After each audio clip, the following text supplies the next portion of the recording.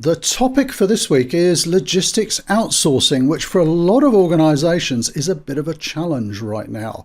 Why? We're going to hear from one of our experts, Ursula Kelly, coming right up.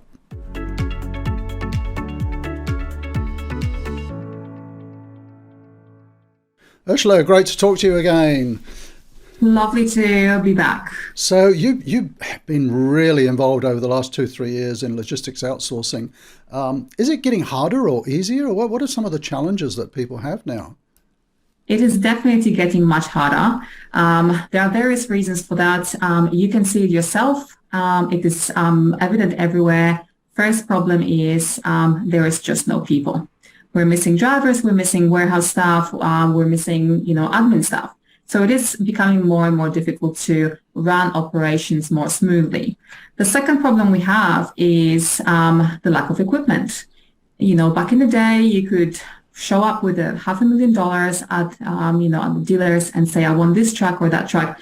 You can't do it now. The wait times are still between 18 months to 24 months. So you might have this massive demand for transport happening at the minute or, other services, but you just cannot fulfill them. So these are the two main problems. And the third problem is that people are just buying things like crazy. The economy was supposedly to slow down sometime this year, but we are just not seeing that. So demand is much higher than what we've got available in the market at the minute.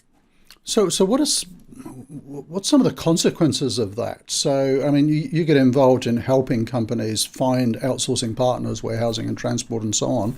So with those challenges that you've talked about, what are some of the consequences? Are they staying with current providers? Are they staying in-house? Are they having to maybe select providers that are not an ideal fit?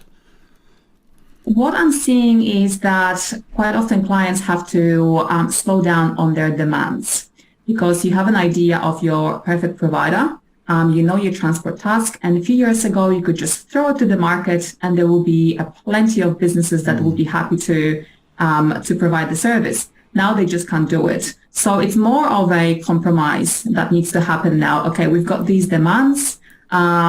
What part of our transport task can you fulfill? Is there anything that we need to change for you to be able to make this happen? This is what I'm seeing all the time currently.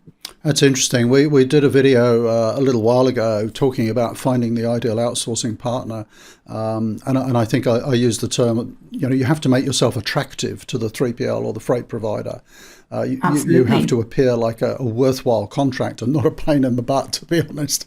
Absolutely. The tables have turned. A few years ago, it was completely the opposite way. Businesses were throwing themselves at clients. Everybody wanted the work. Now they still want it, but they just don't have the capacity. So you need to make yourself, like you said, make yourself look attractive, and don't make yourself look like a really difficult client.